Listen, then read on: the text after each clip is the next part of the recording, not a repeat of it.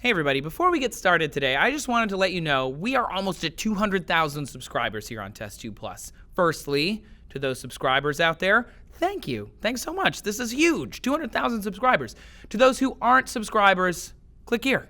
You can join our community. You can be a subscriber too, and you can get these videos 5 days a week, all about whatever topic it happens to be. But let's get to today's topic. Hey everyone, thanks for tuning in to Test 2 Plus today. My name is Trace. This is episode 1 of 5 on this series about pornography, or porn, or erotica, or whatever you want to call it. Today we're going to talk a little bit about the history of porn, but over the next few episodes we're also going to talk about what porn does for our society and how it's affected us over the years. Also scientifically speaking, like how it affects our brains and our relationships, and who watches this stuff. Turns out it's a lot of us. So let's get right to it. Porn has been part of our culture forever. Humans have always been interested in porn. Pornography actually existed before video, before the internet, before, dirty magazines had to be wrapped in brown paper and mailed all over the world. Many researchers think that evolutionarily, we are predisposed to visual arousal. You pass on your genetic makeup a little easier when you're visually attracted to the sight of a naked human, or so evolutionary psychologists think. The first written record of pornography or erotica or porn, we're probably just going to call it porn for easiness, is 30,000 years ago. Paleolithic people were carving large-breasted, thick-thighed figures of pregnant women out of stone and wood. 30,000 years ago. Archaeologists don't think that these were necessarily pornographic images. They were probably religious icons and fertility symbols. They weren't necessarily sexual arousal type statues, but that doesn't mean they weren't sexually related. In the millennium prior to 1000 BC, a little-known mysterious archaeological site called, I'm going to mispronounce this, but I'll try, the Kangjiashi Menji petroglyphs. These are bas-relief carvings in a massive red basalt outcropping in a remote region of northwest China.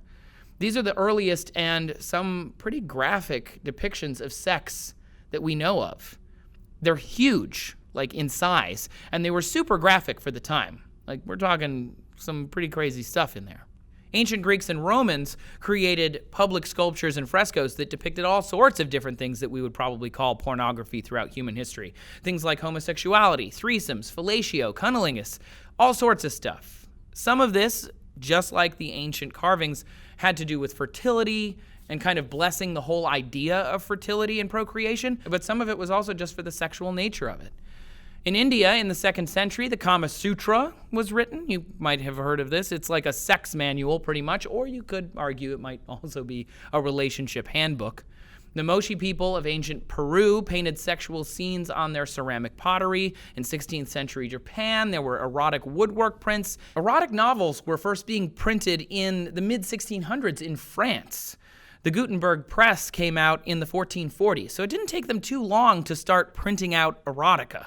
The first full-length English language pornographic novel, that was published in 1748. It was called Memoirs of a Woman of Pleasure, aka Fanny Hill.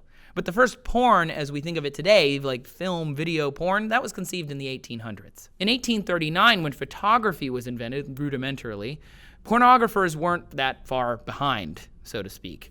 And as photography got better, pornographers were right there. And eventually, as we came up with video or movies and films, pornographers jumped into that as well.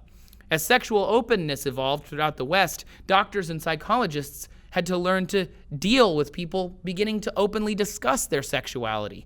And sometimes they had to, quote-unquote, cure it. For example, you may have heard of female hysteria.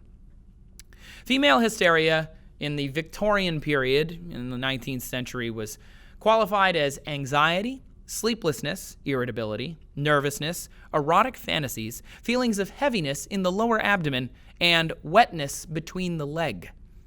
This syndrome became known as hysteria, which was from the Greek word for uterus, and they called it that because our Victorian friends didn't believe that women had sexual urges in the way that men did. It wasn't the same thing. Basically, they were saying that ladies don't get horny, which, as we learned more about ladies, we found was definitely not true.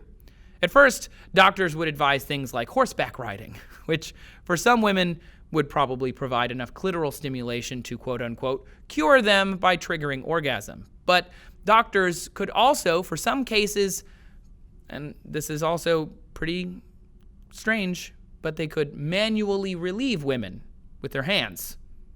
You know what I'm talking about? So eventually, when that got a little too onerous for some doctors, they would prescribe tools for women to take care of this, on their own time. Essentially, dildos, and later vibrators. This pushing of the sexual envelope created all sorts of groundbreaking societal changes. Porn has slowly marched forward, moving through every major and minor medium that humans use. Everything from writing to films and speaking, all sorts of stuff. Ancient cave drawings, sculptures, paintings, books, photography, the internet, virtual reality. All of this has pornography. And while it always gets held up by any number of people who dislike it and detract from it, it eventually wins. Today, in the US and elsewhere, romance novels are sold in every bookstore. At some point in our history, they would have probably been considered banned books. They would have been too dirty. These are erotic fictions that have all sorts of descriptions of sexual acts. Movies like Magic Mike or 50 Shades of Grey, television shows like Spartacus, Rome, Game of Thrones, they all depict sexuality, and they depict it quite openly and often quite explicitly. And that would not have been allowed in some periods of our history, but it's essentially helped us tell stories better, helped us talk to each other better, and in some cases, like Magic Mike, brought a lot of people together. Sometimes our love or our attraction to porn and sexual content, however, can go a little bit too far. Several studies exist that get really into this, so we'll talk a little bit about that tomorrow. Make sure you subscribe to TestTube Plus so that you get all of our episodes this week, and also make sure you let us know down in the comments how you feel about the history of pornography. Thanks for watching, everybody. Come find me on Twitter if you want to talk about anything we talk about on this show. I'm @Trace Dominguez, and I'll see you tomorrow on TestTube Plus.